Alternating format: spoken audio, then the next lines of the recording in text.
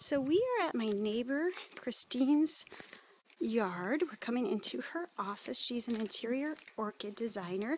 Here's Christine Larange. Good morning, Christine. Good morning. See how the lighting is. So I'm going to show kind of what you're working on now.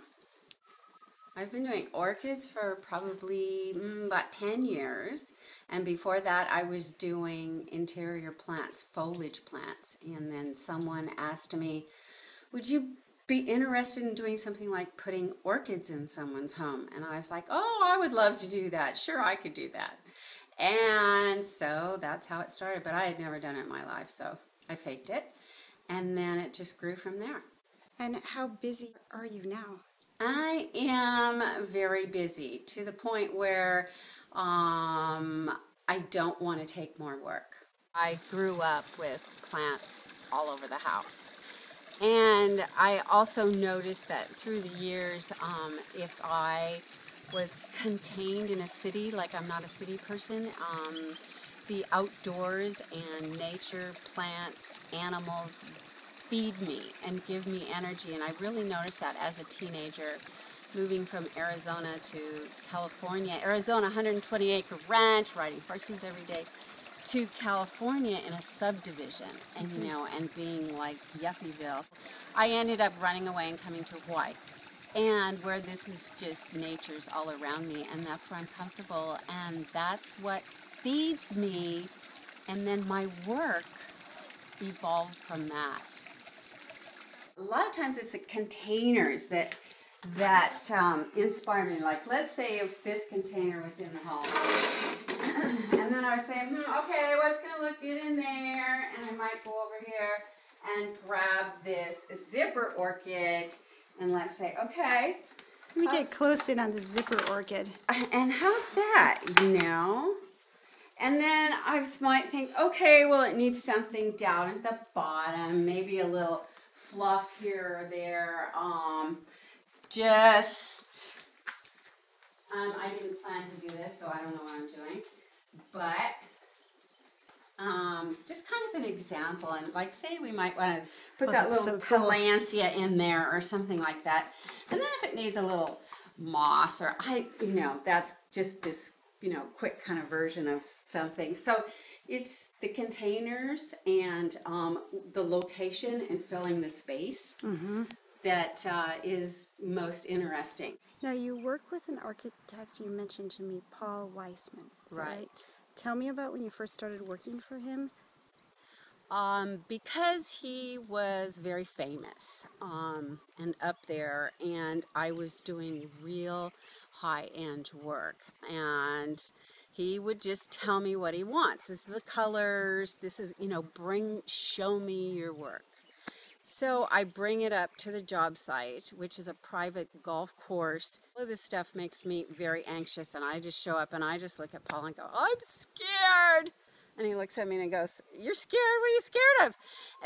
And he would encourage me and say, it's just, everything that you do is fine. Don't worry about it. Just get a twig and put it in there. Just anything, it'll be fine.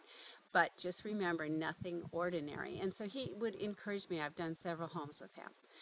And he's very encouraging, but that doesn't stop me from still being afraid that he's not going to like it.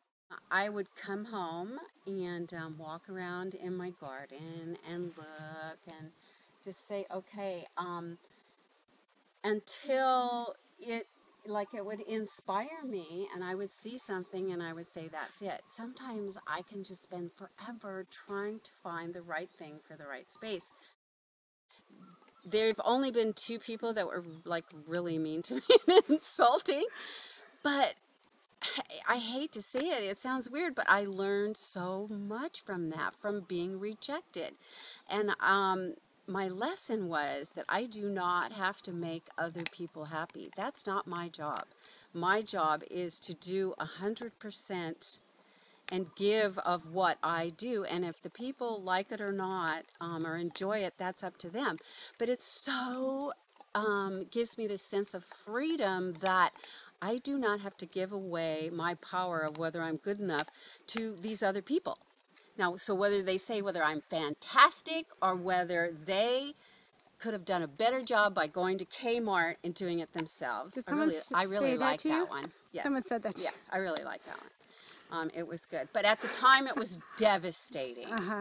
But, I mean, of course it hurts for, you know, a couple hours and you might run out the door screaming. But then you get back to, okay, I guess that person didn't like my work, did they? If they love it or if they hate it. Either way, it's fine because I know I have given everything that I could give.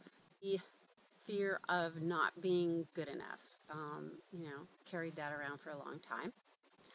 And I just decided to say yes to that, okay? So I feel like that. It's a fear, but not to let that stop me, to just do it anyway. Just go for it. Be afraid, but do it, you know? And then even today, it's just always going to be something, you know, and I think I need a little bit of fear. I think that's a good thing, you know. Otherwise, I would become too complacent about it, and I don't want to be like that. I don't think that we should surround ourselves with things that are dying and need help. I think that we should surround ourselves with beautiful things. And if the plant is tired of living at your house, then get rid of it instead of trying to revive it. So I went to this psychiatrist one time only, because I sat in the chair and right next to my chair was this plant that was dying. And I was looking and he's talking away and I'm looking at the plant and I'm looking at him and I'm kind of going, this guy has something dying in his office and he's going to help me to better my life. I don't think so. And I told him, dude, you got to get rid of this plant. You either get something healthy in here or have nothing at all. So Christine is about to start loading up her truck. With help from the dog. And these are her co-workers, Ziggy and Marley. See, now, even transporting this stuff, you know, and trying to get it there, I swear. And then our road has how many speed bumps on it? And quite a hill. So it's, it's like, people think that this stuff just arrives in their home, you know. You want to know why it's so expensive? Because I break them all. No. See, all this is like part of the... It's part of the struggle. It must keep you in pretty good shape. Your work is very physical, isn't it? It is very physical. Yeah, I exercise all the time. We don't like get on a freeway around here and just zoom on a straight flat road. We've got windy roads, and that's part of the expense too. You know, like you've got somebody holding their breath for how many hours, you know, that costs money. But something that comes to mind is that I love the freedom of life.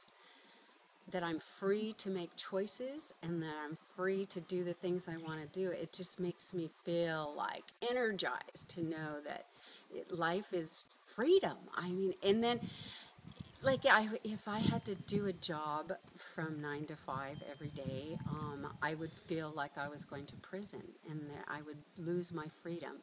And this way I have the freedom to do what I think is best for me and what feels good. Do you have any advice for somebody who would like to find their way into more unconventional work? Absolutely. Call me. No. Yeah, like look at what you want to do and anything is possible. Always remember that. Anything is possible. And the other thing is like it doesn't have to be perfect. You know, like just go for it and make mistakes. It's okay to make mistakes. You learn from your mistakes and move on. I mean, you know, like I make mistakes on a daily basis, you know, and I had to learn to not beat myself up.